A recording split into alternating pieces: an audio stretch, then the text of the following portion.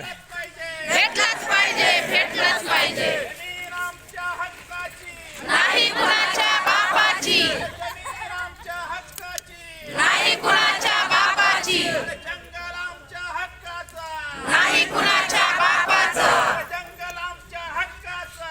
नाही कुणाच्या बापाचा. दादागिरी नहीं चलेगी, नहीं चलेगी, नहीं चलेगी, दादागिरी नहीं चलेगी, नहीं चलेगी, नहीं चलेगी. कोण म्हणतो देत नाही, घेतल्याशिवाय राहत नाही, कोण म्हणतो देत नाही. घेतल्याशिवाय राहत नाही. हक्क कायद्याची अंमलबजावणी झालीच पाहिजे, झालीच पाहिजे, झालीच पाहिजे, हक्क कायद्याची अंमलबजावणी झालीच पाहिजे, झालीच पाहिजे, झालीच पाहिजे. आम्ही ग्राम वन हक्क समितीचा धिक्कार असो, धिक्कार असो, धिक्कार असो, वन हक्क समितीचा धिक्कार असो. धिक्कार असो, धिक्कार असो. जिल्हा प्रशासन जागे व्हा, जागे व्हा, जागे व्हा, मुख्यमंत्री जागे व्हा, जागे व्हा, जागे व्हा, आदिवासी विकास मंत्री जागे व्हा. जागे व्हा, जागे व्हा.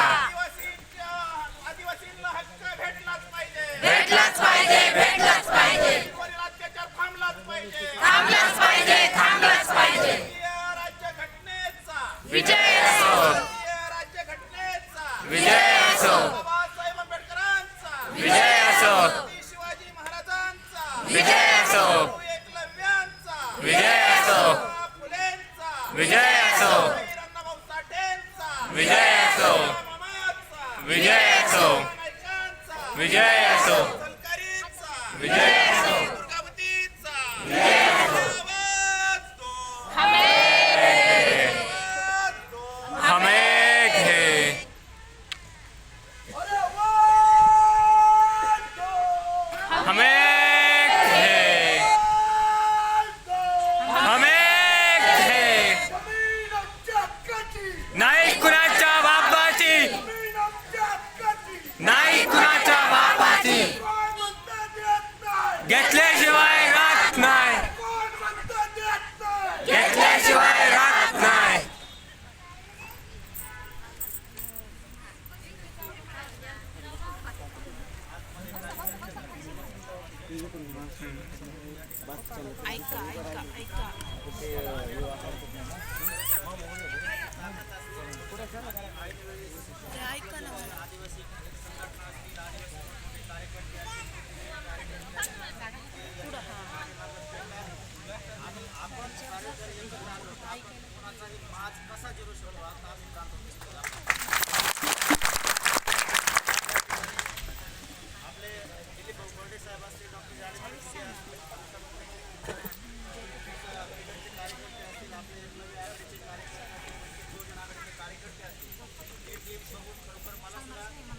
आनंद वाटला. म्हणजे असं वाटतं की हे लोक आपल्याला हे जंगलातले किंवा टुकारपोर वाळूवर ड्रायव्हर असणारे इकडं तिकडं मोकार फिरणारे असं जर समजत असतील तर तो त्यांचा नालायकपणा आहे. या ठिकाणी आपल्याला दिलीप पटेल सारखे, अनिल जाधव सारखे, डॉक्टर दिगेन सारखे, या ठिकाणी संजय भांगरे सारखे असे कार्यकर्ते या ठिकाणी आमच्या आदिवासी समाजात सुद्धा निर्माण झालेले आहेत. या ठिकाणी आम्ही काही प्रश्न वन अधिकाऱ्यांना विचारली की तुम्ही जी काही ही कारवाई केली, ही कारवाई कोणत्या पद्धतीने केली. 3 प्रकारचे आपण त्या ठिकाणी त्यांना प्रश्न विचारले. पहिली जी मागणी होती आमची की या ठिकाणी जे काही अतिक्रमण तुम्ही केलेलं आहे हे अतिक्रमण कसं बेकायदेशीर आहे हे आम्ही त्यांना दाखवून दिलं कागदोपत्री. आणि तुम्ही दाखवून द्या तुमची कारवाई जर योग्य असेल तर त्यांना दाखवता आली नाही. या ठिकाणी दुसरा प्रश्न आम्ही विचारला की या ठिकाणी जे काही आमचे वन दावे चालू आहेत, जे काय आमचे या ठिकाणी प्रांत ऑफिसला, कलेक्टर ऑफिसला ह्या जिल्हा समितीने फेटाळलेले असतील तरी पण आम्हाला आयुक्तालयामध्ये जाण्यासाठी अपील करता येतं. आणि या ठिकाणी काही दावे आमचे प्रलंबित आहेत. हे प्रलंबित असताना कोर्टात प्रलंबित असताना या ठिकाणी आपला जो काही प्रत्येक आदिवासी अधिकारी आहे इथला घोडेगावचा, त्याचं सुद्धा ऑब्जेक्शन आहे की मला न विचारता या ठिकाणी ही कारवाई झालीच कशी. म्हणजे यामध्ये हे सगळे गोत्यात आलेले. आता ह्यांचं मग हे घरी जाण्याच्या तयारीत आहेत. आता लवकरच यांचं 12 वाजून टाकल्याशिवाय या ठिकाणी आम्ही राहणार नाही. सांगितलं की आम्ही जसे पुरावे दाखवले, आपल्या विकास निषेधातले जसे पुरावे दाखवले त्या पद्धतीचे पुरावे तुम्ही आम्हाला दाखवा. ते म्हणत होते फॉरेस्ट अधिकारीवाले की आम्हाला तुमचे कायदे दाखवा. तुम्ही आम्हाला दाखवा तर तुम्हाला दाखवा, आम्ही प्रांत ऑफिसला दाखवले. तुमचे जे काय पुरावे आहेत ते पुरावे घेऊन या.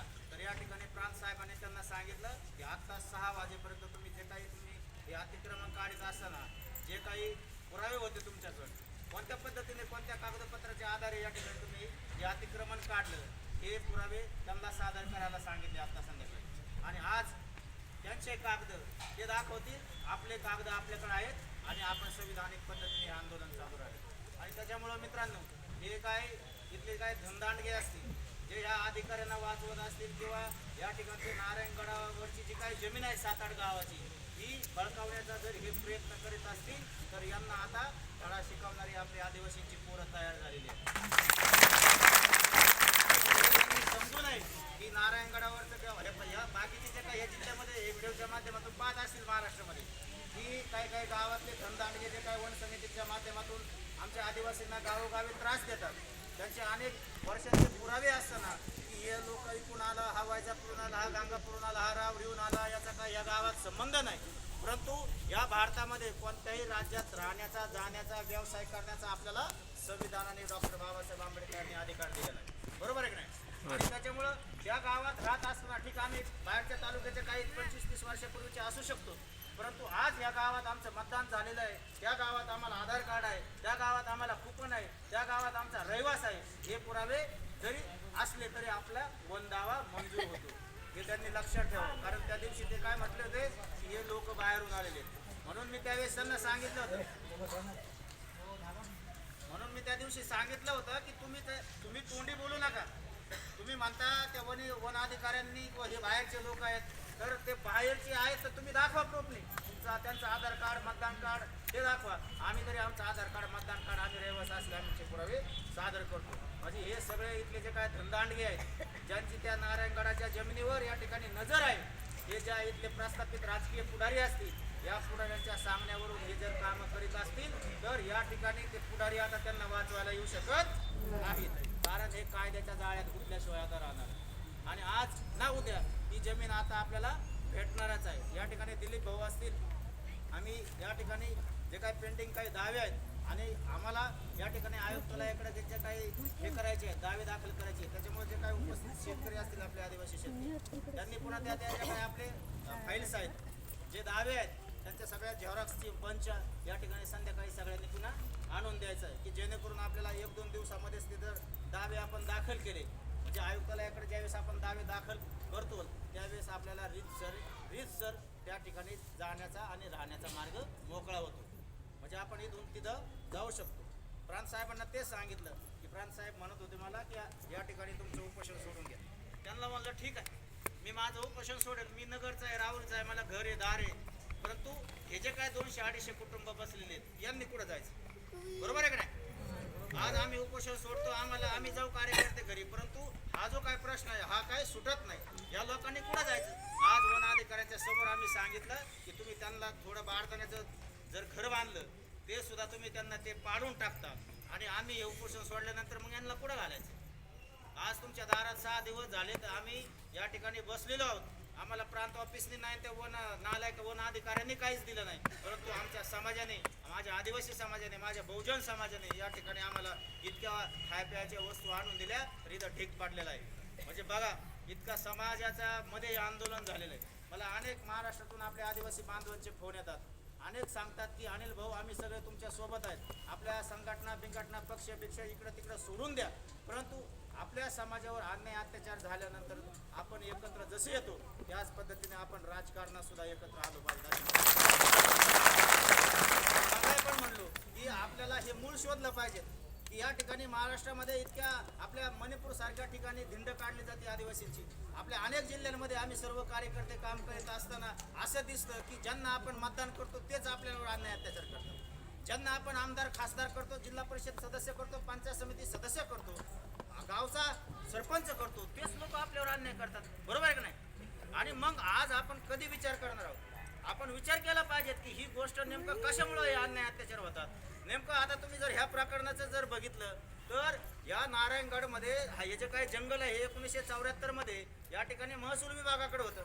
1984 मध्ये हे 74 नंतर 84 मध्ये ह्या 10 वर्षाच्या कालावधीमध्ये या जमिनी जर इथल्या धनदांडग्यांना वाटल्या जातात तर आमच्या आदिवासींचे वर म्हणजे त्या ठिकाणी इंग्रजांच्या काळापासून या 7 गावात आमचे आदिवासी बांधव राहतात. त्यांना एकालाही जमीन नाही भेटत. ठीक आहे, मी समजू शकतो की एखाद्या गावात होऊ शकतं, पण या सगळ्याच गावात एका आदिवासीला जमीन भेटत नाही. याचा अर्थ काय होतो?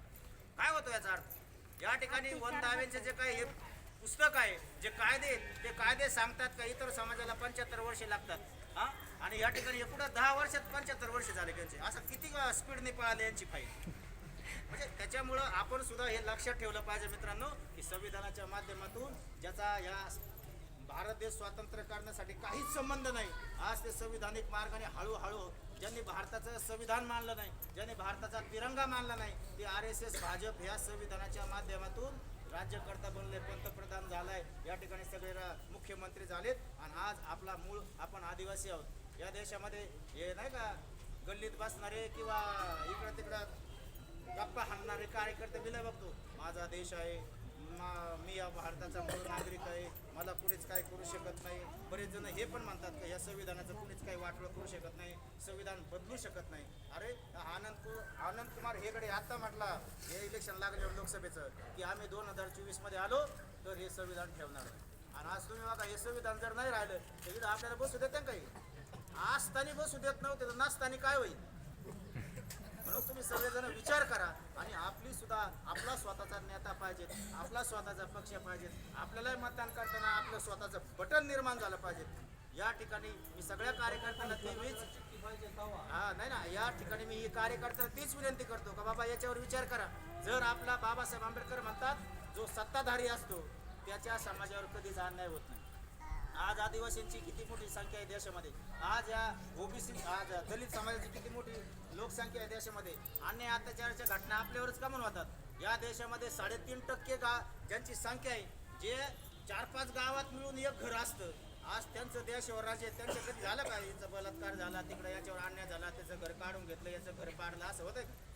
नाही होत ना. हे कशामुळे होतंय?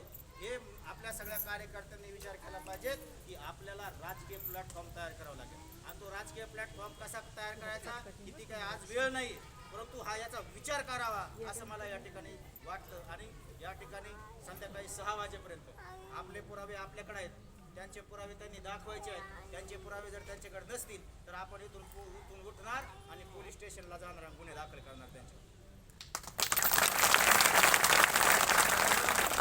या ठिकाणी आलेले त्यांना विनंती की 6 वाजेपर्यंत या सगळ्यांनी या ठिकाणी एक थांबा आणि 6 वाजता आपण नंतर त्यांची शाळा घेऊया.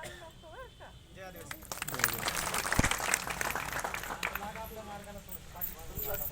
सर्वांना एक नम्रतेची विनंती आहे का या ठिकाणी आता 6 वाजता हे या ठिकाणी परत बाकीचे कागदपत्र घेऊन इथं येणार आहेत फॉरेस्ट खातं, तर ते आल्याशिवाय या ठिकाणी कोणीही जाऊ नये.